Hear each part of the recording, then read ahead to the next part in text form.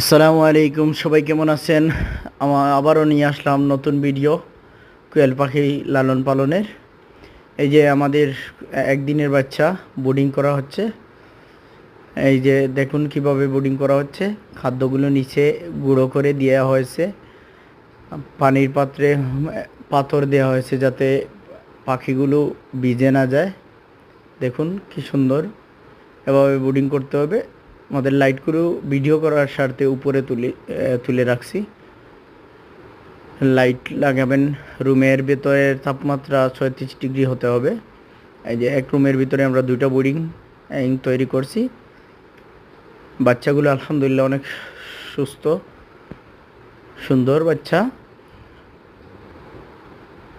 কোয়েল পাখি লালন পালন করতে যারা উদ্যোক্তা হতে চাচ্ছেন, উদ্যোক্তা হতে পারবেন। স্বল্প পুঁজিতে লাভবান হতে পারবেন।